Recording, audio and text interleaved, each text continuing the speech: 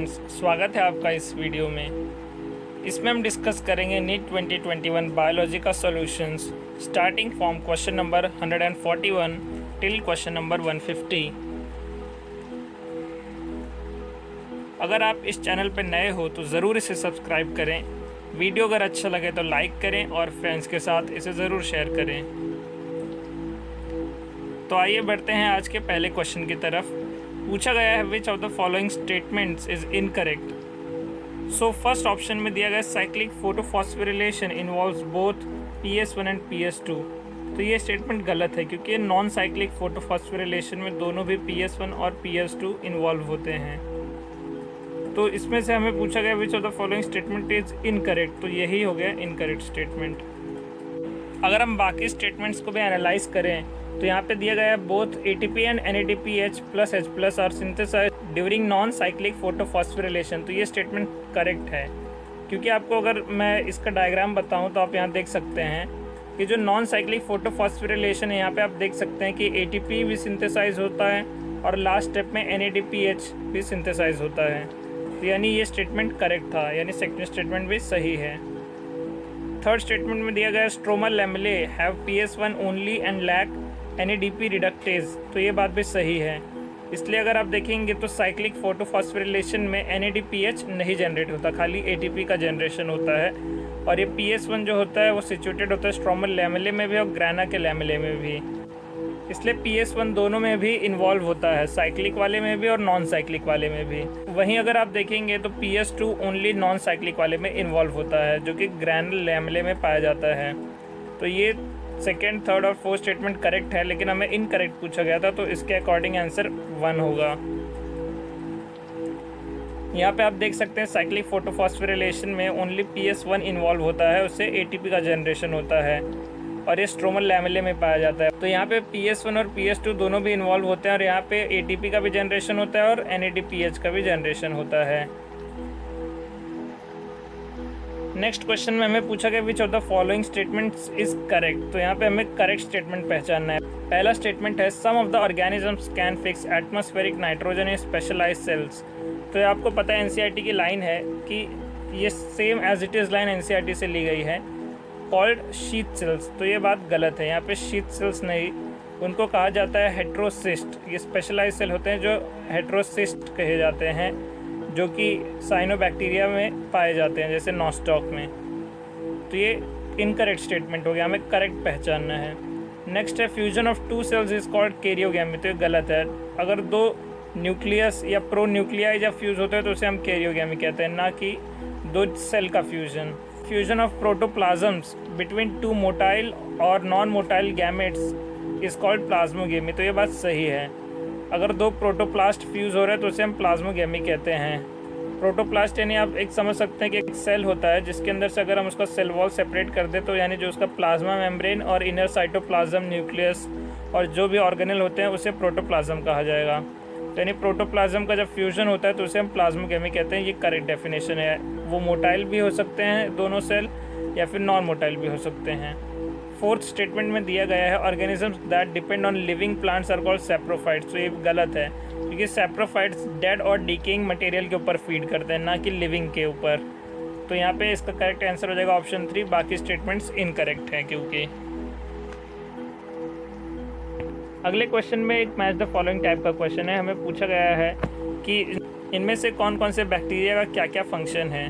Out of the following options आपको पता है थायोबैसिलस डीनाइट्रिफिकेंस, ये डीनाइट्रिफिकेशन करता है, यानी सी के आगे 1 होगा। तो यहाँ पे अगर आप ऑप्शन में देखेंगे सिर्फ ऑप्शन 2 में ही सी के आगे 1 दिया गया है। अगर आपको बाकी ऑप्शन भी मैच करने तो आप देख सकते हैं कि नाइट्रोकोकस NCERT में आपको दिया गया अमोनिया से नाइट्राइट बनाता है, यानी NH3 से NO2 बनाता है।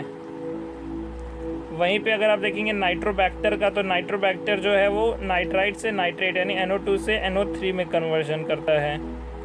और यहाँ पे अगर आप देखेंगे तो राइजोबियम तो एटमॉस्फेरिक नाइट्रोजन को अमोनिया में कन्वर्ट करता है, यानी N2 से NH3 कन्वर्जन ये राइजोबियम करता है। तो ये आप फ्लो चार्ट याद रखिए, N2 से पहले NH3 बनेगा, यहाँ पे नाइट्रोजन से आप इसको फिक्स करके अमोनिया के फॉर्म में लाएंगे, देन अगले स्टेप में आप इसको नाइट्राइट में कन्वर्जन करेंगे और लास्ट स्टेप में आप इसे नाइट्रेट में कन्वर्जन करेंगे। तो इनका जो भी एग्जांपल आपको दिया गया NCERT में आप उसे याद रखिए। डीनाइट्रिफिकेशन में इसका उल्टा होगा, और यहाँ पे आप देख सकते हैं कि इसके लिए जो बैक्टीरिया रिस्पॉन्सिबल है वो थायोबैसिलस डीनाइट्रिफिकेंस, जो कि उसके नाम से ही आपको पता चल जाएगा। तो इसका करेक्ट आंसर हो जाएगा ऑप्शन 2।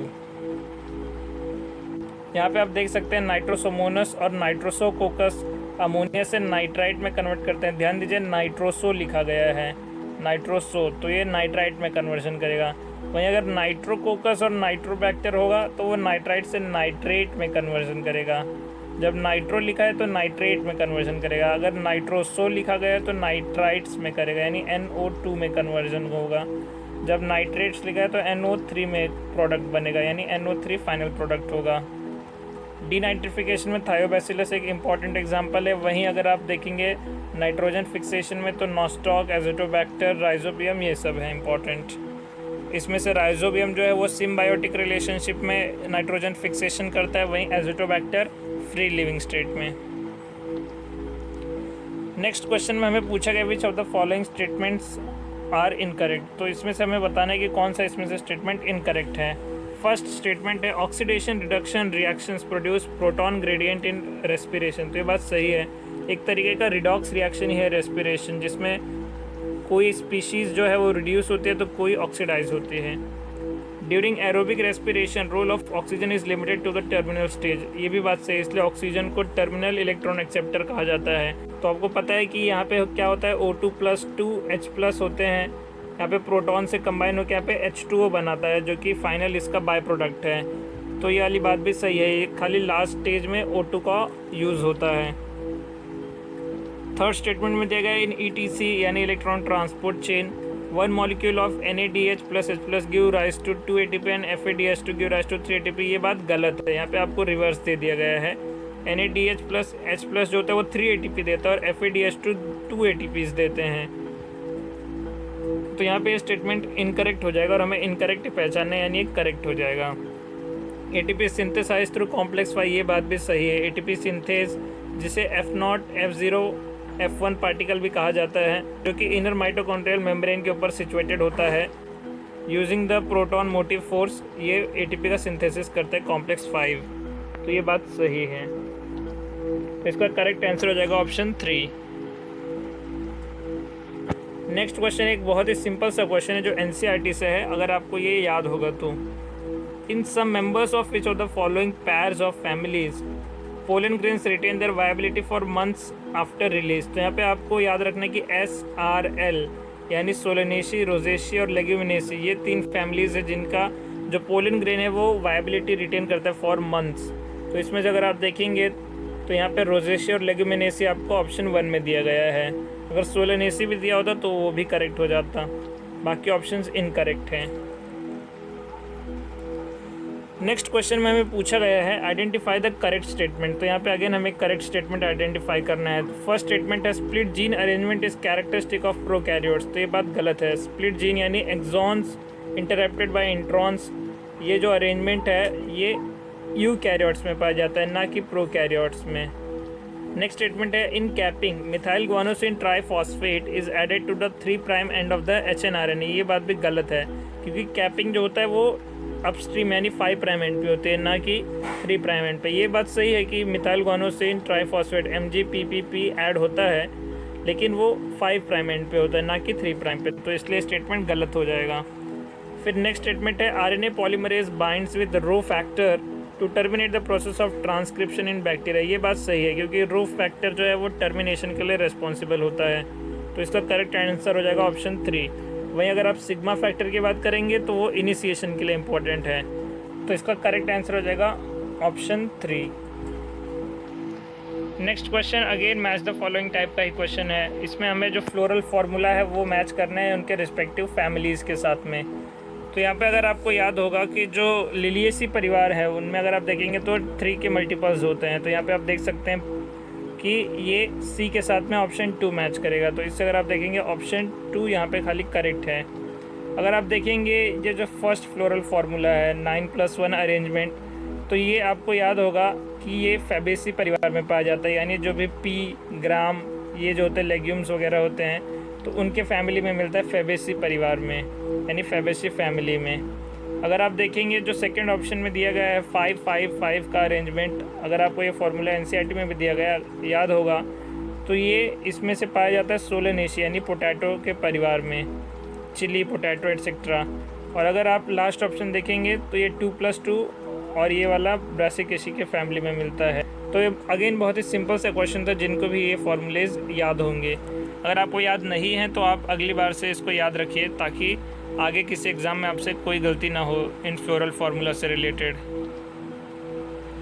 तो यहाँ पे आप देख सकते हैं एनसीईआरटी में आपको एज इट इज़ दिया गया है सारे फ्लोरल फार्मूलेज, खाली इन्हें याद करने की ज़रूरत है। एक बार आपने इसको लिख के या फिर बार बार रीड करके याद कर लिया तो अगेन बहुत ही सिंपल सा क्वेश्चन है।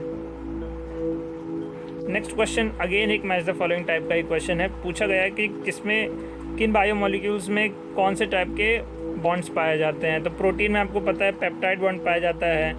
अमाइनो एसिड्स के बीच में जो पेप्टाइड बॉन्ड होता है C+ONH, ये बॉन्ड आपको मिलता है पेप्टाइड बॉन्ड जिसे कहा जाता है। तो यानी A के आगे 4, यहाँ पे आप देख सकते हैं ऑप्शन 3 और 4 एलिमिनेट हो जाएंगे। अनसैचुरेटेड फैटी एसिड, तो अनसैचुरेटेड में यानी आपको डबल बॉन्ड, अनसैचुरेशन तो चाहिए तो यानी C+C होना चाहिए, तो यानी B के आगे 1, यहाँ पे करेक्ट आंसर हो जाएगा ऑप्शन 2। न्यूक्लिक एसिड में आपको पता है फॉस्फोडाइस्टर बॉन्ड होता है, जैसे DNA या RNA में आपने काफ़ी बार पढ़ा होगा। और पॉलीसैकेराइड्स में ग्लाइकोसिडिक बॉन्ड होता है, तो D के आगे हो जाएगा 3, तो इसमें आप देख सकते हैं ऑप्शन 2 ही करेक्ट रहेगा। अगला क्वेश्चन फिर से मैच द फॉलोइंग टाइप ही है। इसमें पूछा गया है कि कौन से फेज़ में क्या इसके कैरेक्टरिस्टिक्स हैं। तो एस फेज़ बहुत ही फेमस है, यहाँ पे DNA रेप्लिकेशन होता है मेजरली, तो A के आगे 4 आप जैसे देखेंगे तो अगेन 2 ऑप्शन एलिमिनेट हो जाएंगे। फिर आपको पता है क्विसेंट स्टेज में इनएक्टिव फेज़ होता है, जब सेल इनएक्टिव हो जाता है डिवीज़न के मामले में, तो यानी C के आगे 2, तो यहाँ पे आप देख सकते हैं ऑप्शन 4 करेक्ट आएगा, क्योंकि यहाँ पे C के आगे 2 आपको मिलेगा और A के आगे 4। G1 फेज़ आपको पता है जो इंटरवल होता है between mitosis and initiation of the DNA replication, यानी अगर आप एक सेल साइकिल देखेंगे तो अगर यहाँ पे G1, S, G2 और M फेज़ हैं, तो M के बाद जो नेक्स्ट फेज़ आता है बिटवीन द DNA रेप्लिकेशन यानी S और M के बीच में जो फेज़ होता है इसे G1 फेज़ कहा जाता है, तो ये वाली बात सही हो जाएगी। और G2 अगर आप देखेंगे तो यहाँ पे प्रोटीन्स एटसेट्रा सिंथेसाइज होते हैं for the upcoming M phase, यानी जब सेल साइकिल में M फेज़ आने वाला होता है तो G2 में उसके रिलेटेड जो भी मशीनरी है, प्रोटीन मशीनरी जो सेल के डिवीज़न में यूज़ होंगे वो सिंथेसाइज होते हैं। आज का लास्ट क्वेश्चन है friends, nowadays it is possible to detect the mutated gene causing cancer by allowing radioactive probe to hybridise its complementary DNA in a clone of cell followed by its detection using autoradiography because. तो यहाँ पे आपको पूछा गया है कि आजकल जो म्यूटेटेड जीन्स, अगर आप कोई जीन का यहाँ पे आप देखेंगे बेस सीक्वेंस था, इसमें अगर कुछ चेंज हुआ है बाई चांस, यहाँ पे आप देख सकते हैं कि रेड के जगह पे ये ब्लैक सीक्वेंस आ गया है, तो यहाँ पे इसको हम कैसे आइडेंटिफाई करेंगे कि ये रेड की जगह ब्लैक हुआ है। तो इसके लिए हम लोग जो ओरिजिनल सीक्वेंस है उसका कॉम्प्लीमेंट्री स्ट्रैंड लेंगे, यानी आपका जो कॉम्प्लीमेंट्री स्ट्रैंड था इसका, तो एग्जांपल के तौर पे ये रेड कलर का था, और यहाँ पे आप देखेंगे कि एक सीक्वेंस जो यहाँ पे रिप्लेस हो गया ब्लैक से, तो यानी ये इससे हाइब्रिडाइज नहीं करेगा। बाई चांस यहाँ पे A के साथ में T होना चाहिए था, और यहाँ पे ब्लैक वाला अगर C हो गया तो C के साथ तो T बाइंड नहीं कर पाएगा अच्छे से, हाइड्रोजन बॉन्डिंग प्रॉपरली नहीं हो पाएगी उसका, तो इसलिए यहाँ पे हाइब्रिडाइज नहीं हो पाएगा। तो हमें देखना है इसमें से कौन सा ऑप्शन करेक्ट है। फर्स्ट ऑप्शन है mutated gene does not appear on photographic film as the probe has complementarity with it. तो ये बात गलत है, कॉम्प्लीमेंटैरिटी नहीं है। अगर A के साथ में T था तब तो कॉम्प्लीमेंटैरिटी थी, लेकिन म्यूटेशन होने के बाद कॉम्प्लीमेंटैरिटी लॉस्ट हो गई, क्योंकि C के साथ T हो या G के साथ T हो तो यहाँ पे कॉम्प्लीमेंटैरिटी नहीं है, तो कॉम्प्लीमेंटैरिटी ये गलत लिखा गया है। Mutated gene partially appears on the photographic film, तो ये बात गलत है। जब कॉम्प्लीमेंटैरिटी ही नहीं तो हाइब्रिडाइज नहीं होगा, यानी इसके ऊपर अगर हम कोई रेडियो एक्टिव प्रोब लगा भी दें तो इससे बाइंड ही नहीं करेगा अच्छे से, तो इसकी वजह से हम उसे डिटेक्ट ही नहीं कर पाएंगे। थर्ड स्टेटमेंट है mutated gene completely and clearly appears on a photographic film, तो इसको डिटेक्ट कैसे करेंगे? अगर वहाँ पे अपीयर होगा तो यहाँ पे तो बाइंड ही नहीं होगा, तो डिटेक्ट भी होना नॉट पॉसिबल है। फोर्थ ऑप्शन दिया गया mutated gene does not appear on a photographic film, तो ये बात सही है। As the probe has no complementarity with it, तो ये बात सही है। जैसे मैंने आपको बताया यहाँ पे कॉम्प्लीमेंटैरिटी लॉस्ट हो गई, यानी कि जो कॉम्प्लीमेंट सीक्वेंस था, जैसे मैंने आपको यहाँ पे एग्जांपल दिया, ए का कॉम्प्लीमेंट टी था, लेकिन यहाँ से ए म्यूटेट हो गया इस स्ट्रैंड में से, तो इसके वजह से यहाँ पे कॉम्प्लीमेंटैरिटी लॉस्ट हो गई, जिसकी वजह से ये अच्छे से इससे बाइंड नहीं कर पाएगा। और यहाँ पे आपको जो ऑटो रेडियोग्राफी, यानी जब आप इसके ऊपर एक्सरेज वगैरह इंसिडेंट करा के इसका पिक्चर खींचेंगे तो वहाँ पे आपको इमेज अच्छे से नहीं दिखाई देगी। तो इसका करेक्ट आंसर हो जाएगा ऑप्शन 4। तो friends, that was all for today. आशा करता हूँ आपको वीडियो हेल्पफुल लगा होगा। अगर अच्छा लगा हो तो ज़रूर लाइक करें, फ्रेंड्स के साथ इसे जल्दी से जल्दी शेयर करें। चैनल पे अगर आप नए हो तो इसे सब्सक्राइब भी करें। मिलता हूँ मैं आपसे अगले वीडियो में। Till then keep studying and keep doing hard work. Thank you.